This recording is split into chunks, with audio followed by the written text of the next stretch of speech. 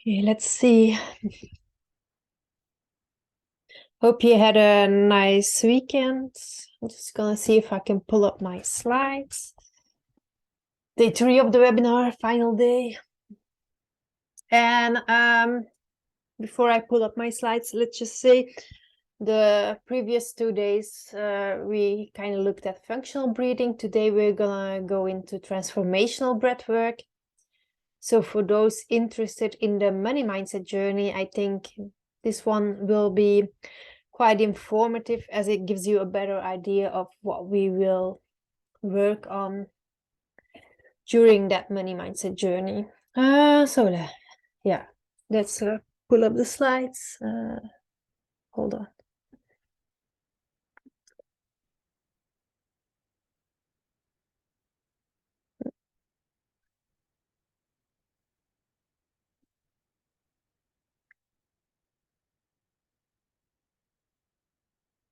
There we go.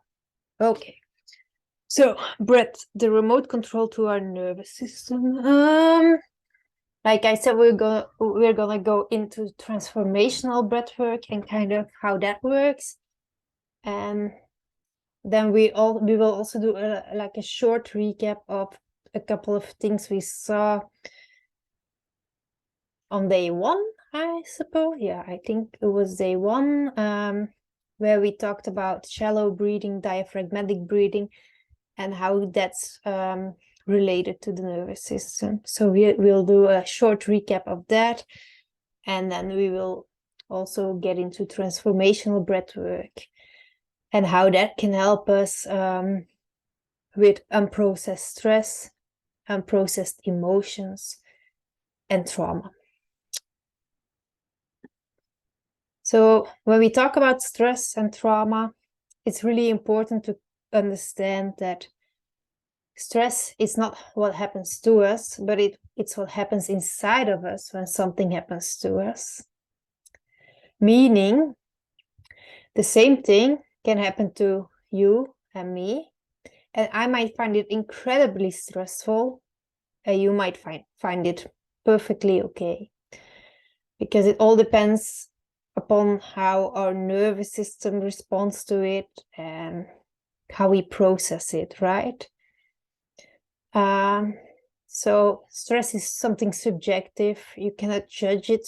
Like, I cannot judge your stress, and I cannot compare someone's stress to someone else's stress. It's a subjective thing, right? Then another thing I want to point out to you is, like, stress gets a bad rep, but it's actually an intelligent response from the body designed to keep us safe. The problem is that in this society, we often end up with an unprocessed stress response. So we don't get to finish our stress response, and we'll get into that right away.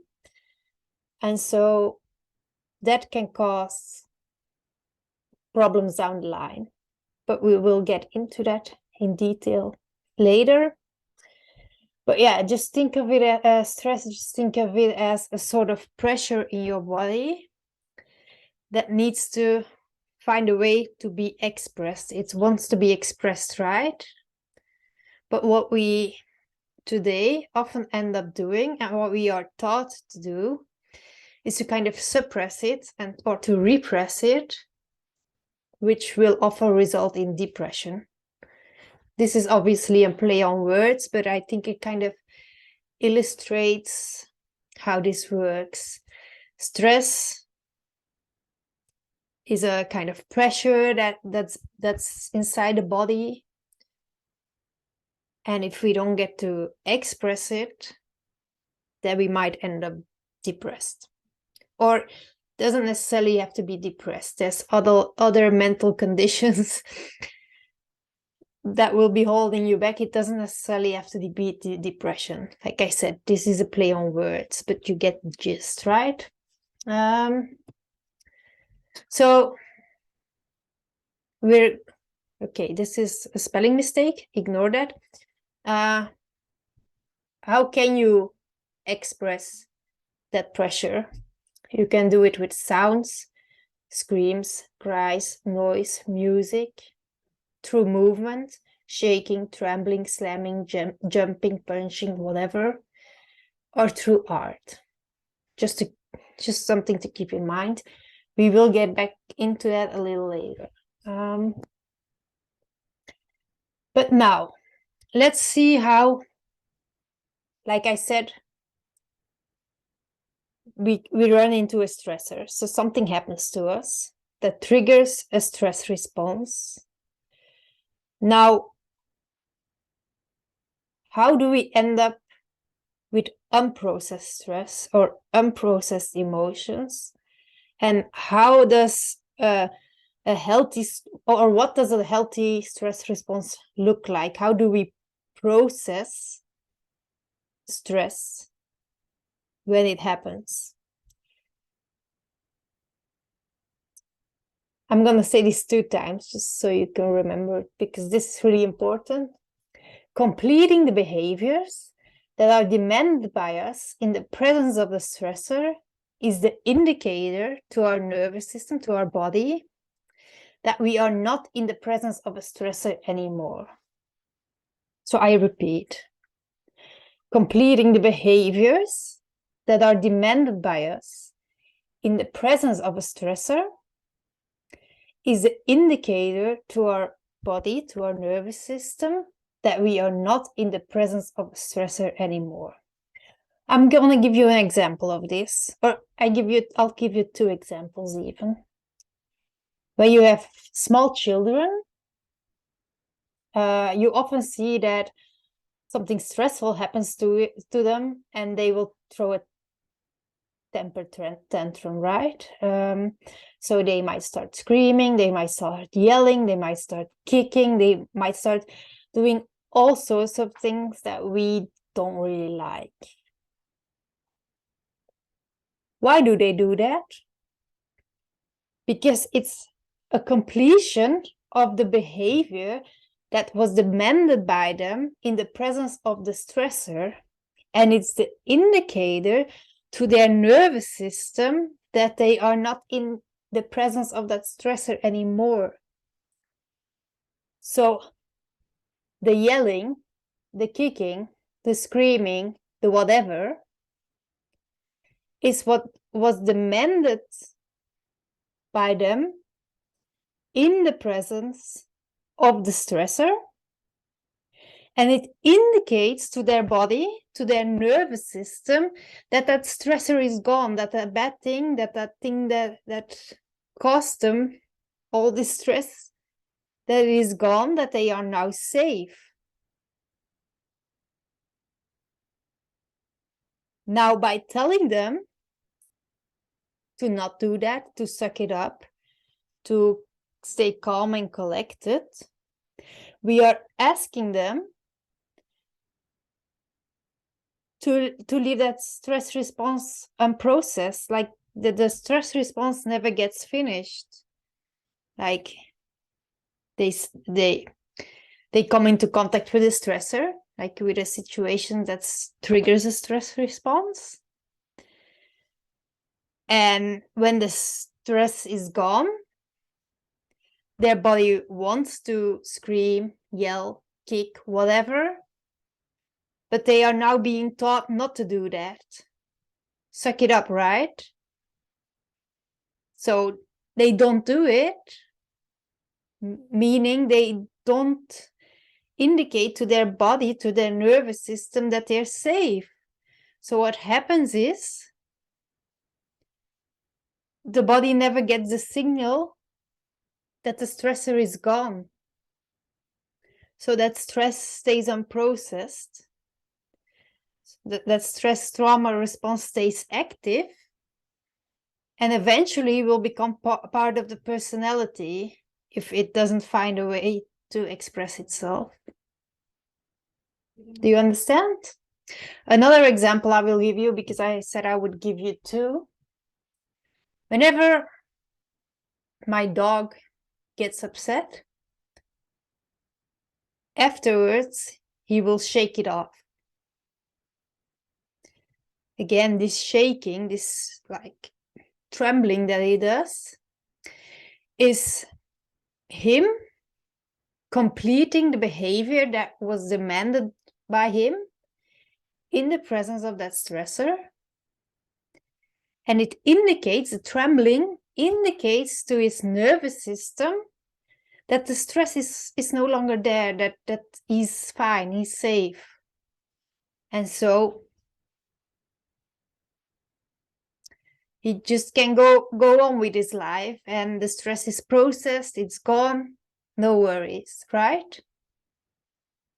As you can see, most of us are not like animals.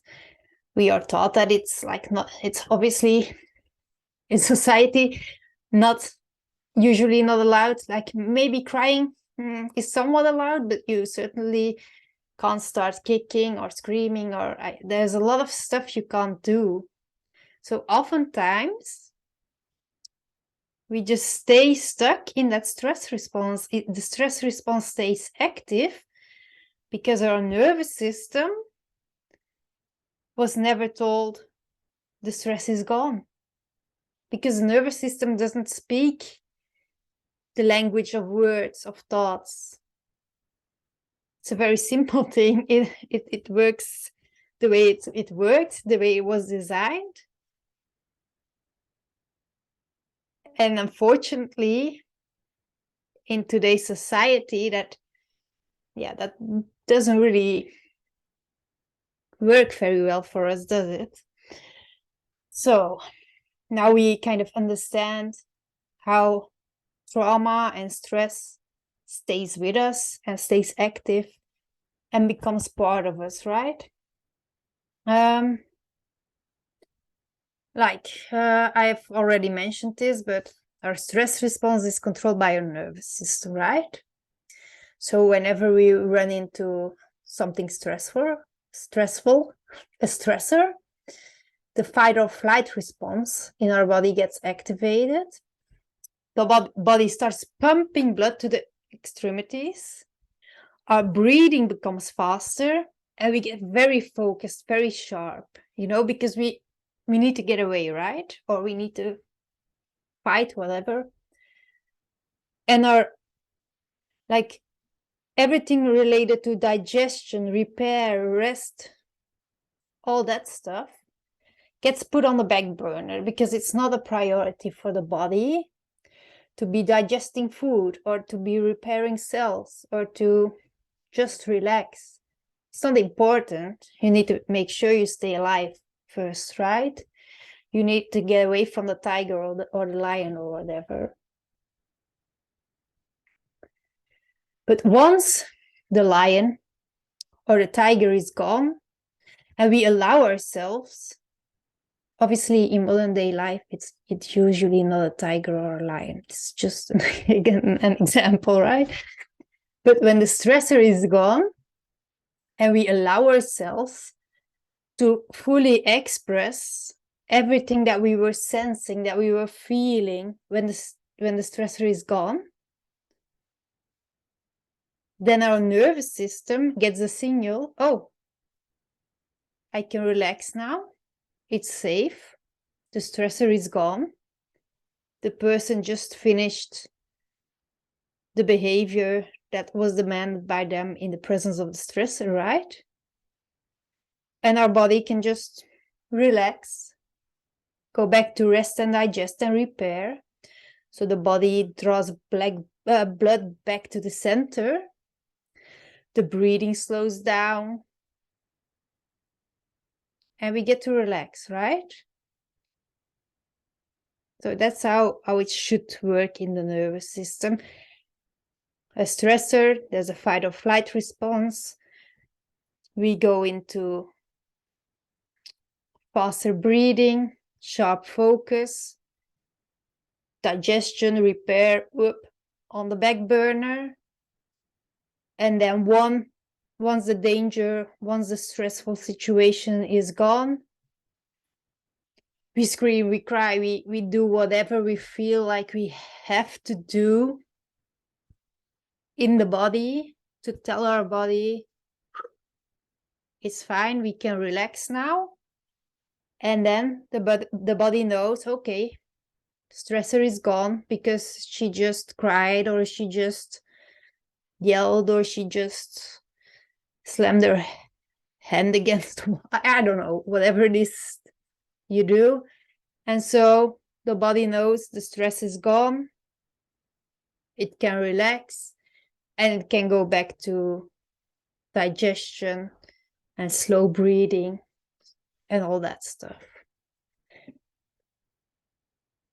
Now, while the nervous system can change our breathing, right? Fight or flight, fast, shallow breathing. It is a two-way street. So our breathing can also influence the state of our nervous system. If we breathe very shallow, like we saw on day 1, we put ourselves in that constant state of fight or flight. If, on the other hand, we breathe deep diaphragmatic breaths, we stimulate that vagus nerve, which is related to the rest and digest response, right? Now, elongating our exhales is a very good way to really activate that rest and digest mode. So if you really want to relax and you have trouble doing so, then it's always good to, first of all, take deep diaphragmatic breaths, but second of all, focus on very long exhales, sorry. So you take a slow inhale, but you slow down the exhale even further. That's a very good way to let that rest and digest kick in. Now, on the other hand, if you elongate the inhales and keep the exhales kind of short, then that's a good way to trigger that fight or flight mode. And as such, the breath can control our nervous system. There's more examples of this. There's more details I could share. I got a couple of posts on this on my Instagram, but today we're gonna go into that transformational breathwork a bit more. This is more a side note for today. Now, people always talk about the regulated nervous system, but what is a regulated nervous system? Because some of us seem to have a misconception about it. So some of us think that a regulated nervous system is like always being calm and relaxed, when in fact a healthy regulated nervous system is a nervous system that has the capacity and the ability to easily go from one state to the other. It's a flexible nervous system. If you have to be focused and you have to work or you have to run, then you can do so. But as soon as that is over and you want to relax, you want to lay back, then you can easily move into that as well. A dysregulated nervous system, on the other hand, tends to get stuck in one state or the other. And sometimes it will stay stuck in one state for a very long time until that is just no longer sustainable for the body, and it will switch into the other state and it gets stuck there again. A good example of this is people who, I was going to say breeders, people who are always go, very focused on their job, always working, always doing things, always running from one thing to the next, never really taking time to rest. And then, so they are stuck in that fight or flight mode, right? And then one day, their body will just be like, no, can't do this anymore. And they will run into a burnout, right? But what happens then is, so the body, when in that burnout, it switches to that rest and digest state. but they then stay stuck there as well. So they will often have a lot of trouble getting out of bed in the morning. They will feel unmotivated, lethargic, a lot of procrastination. Where's my... Sometimes I can't talk because my mouth is dry. Anyway, so a lot of procrastination, difficult word. And sometimes they might even end up being depressed. So this is a very good example of a dysregulated nervous system, right? One moment they're go, go, go, go, go, and then they hit a wall. Their body forces them to kind of go into that rest and digest state, but then they stay stuck there as well. And then usually one day they will get out of it, but then they make the same mistake again, right? Constantly working, constantly busy, constantly doing things, and then bam, that wall hits again. And like often we see this repeated until they themselves start seeing what's going on there, or they start working on their nervous system and the regulation of it. So health and a healthy regulated and a healthy nervous system is really the ability to choose. If you want to be calm, you can be calm. If you need to be focused and working, you can. You never feel stuck in one state or the other. You can easily move from one to the other, right? And just think for yourself, like, is that something you can do easily, or is it something where you're like, yeah,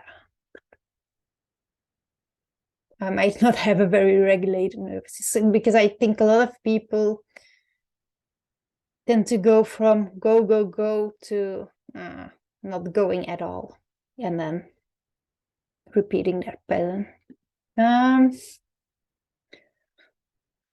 So when we have a dysregulated nervous system, we can use our breath to help our nervous system, to train it to shift more easily from one state to another, right? We can do certain breathwork practices to really work on going into one state or the other. Usually we need to learn to go back into that state of rest and digest for most of us, because most of us are always go, go, go. If you're depressed, like, you don't need to be working on going into that calming state. Then activating breath work might actually sometimes be better for you, but like, we're not gonna get into that today. And then the breath can also help us process unprocessed emotions and feelings that keep us in that stress response, in that trauma response. So what we do with transformational breath work is we ask people to hyperventilate. So remember, very fast breathing puts us in a state of fight or flight, so it mimics that stress response. By doing so, it evokes those unprocessed emotions, and that those unprocessed stress responses, so those stress responses they never got to finish. And by doing that in a safe space where they can freely express themselves, we actually give them room to do that, right? So they can safely do that and work through those unprocessed stress responses. They can finish those actions that were left incomplete. And their body, their nervous system can finally get the signal: the stress is gone. This stress response no longer serves me.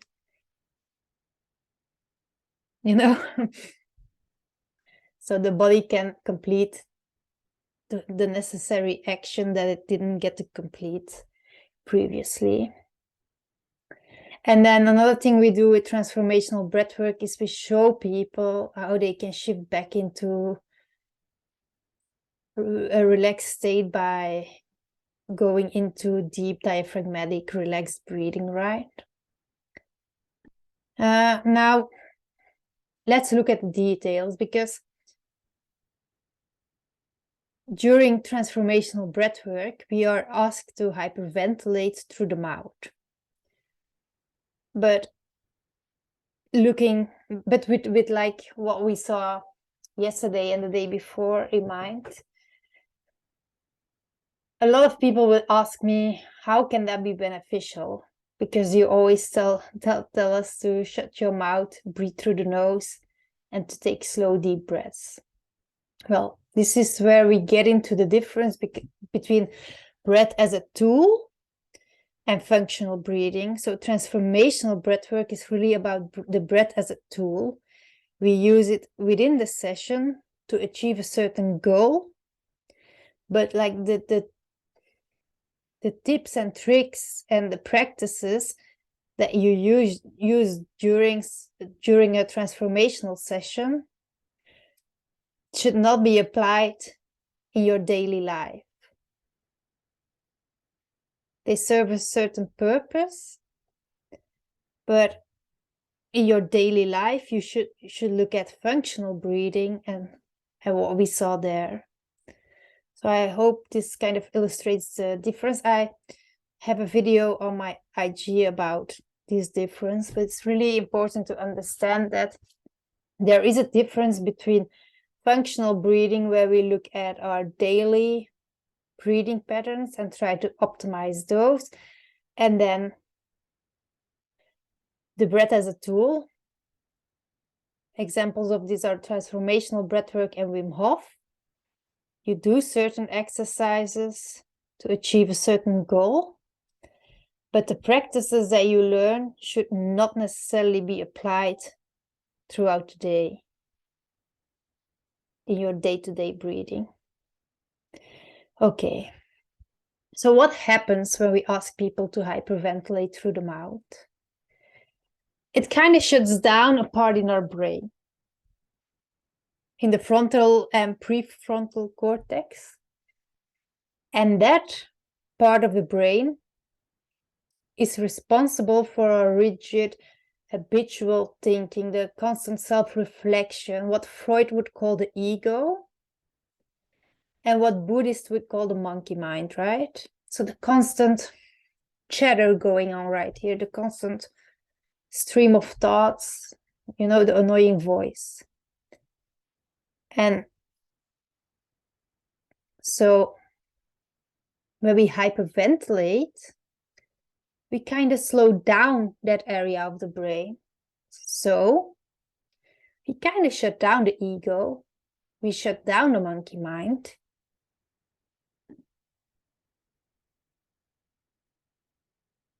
And by doing so,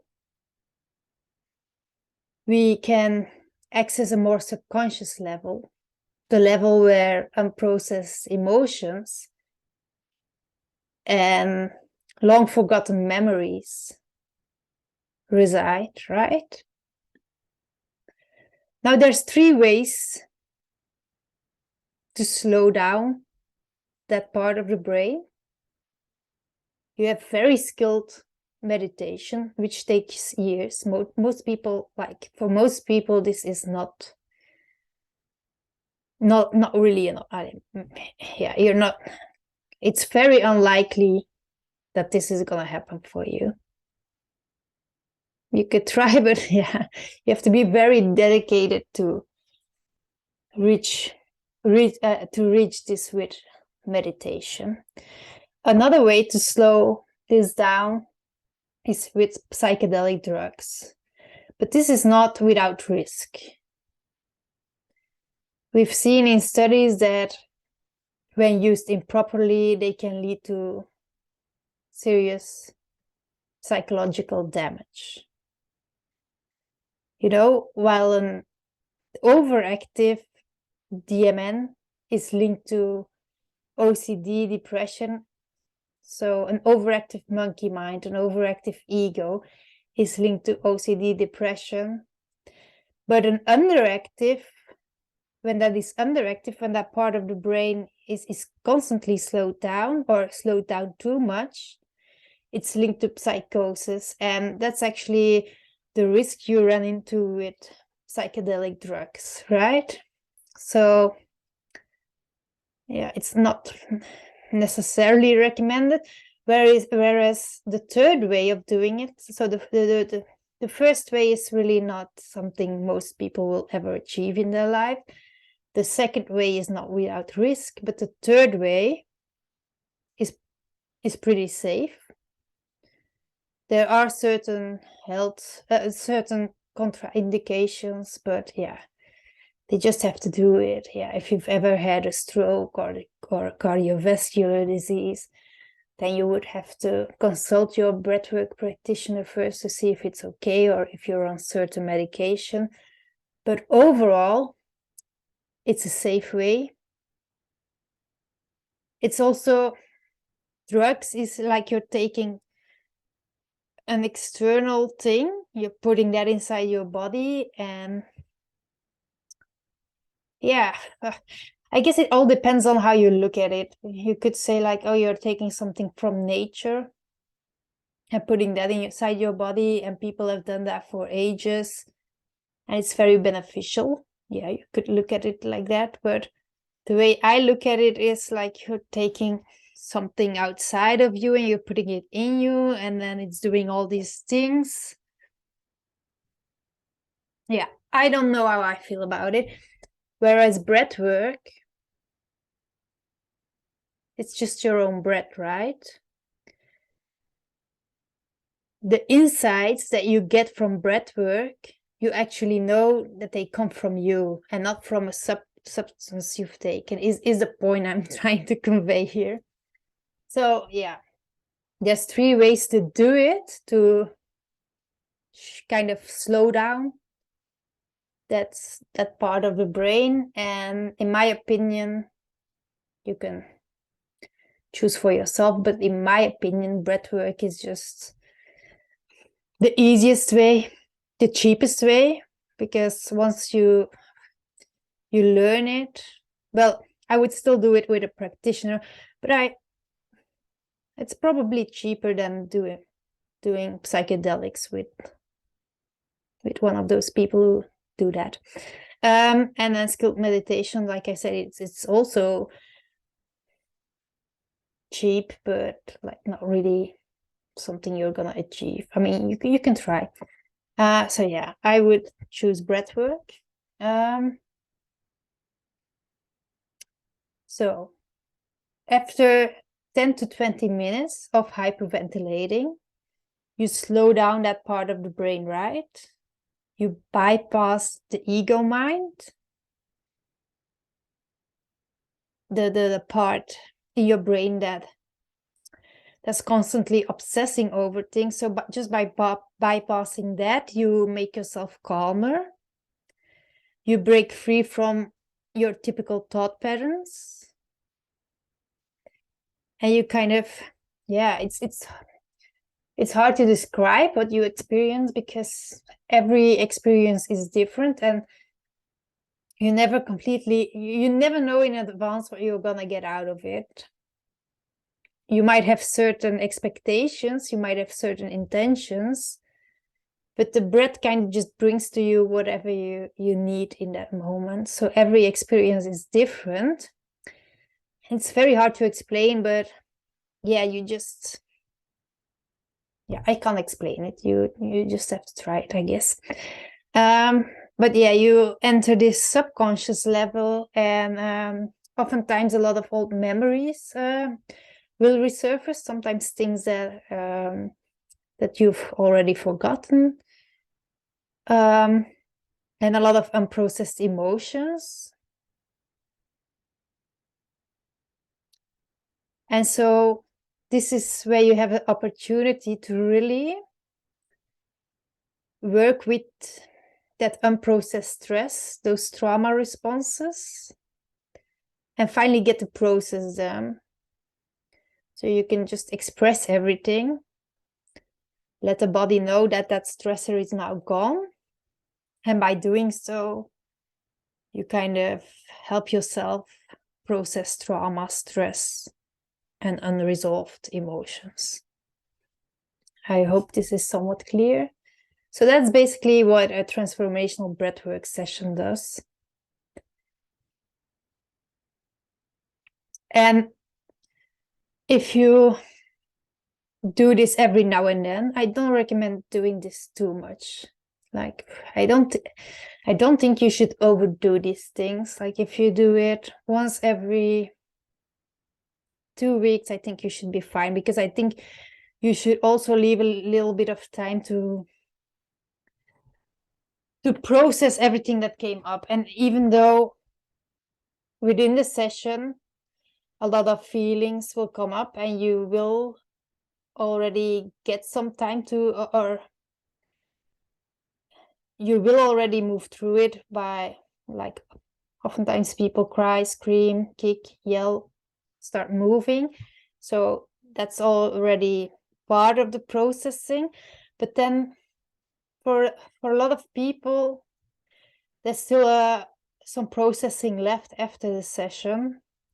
So it's always good to, you know, for the days following the session, to keep a journal, or to, like, whatever it is you like to do to process your emotions or thoughts or feelings.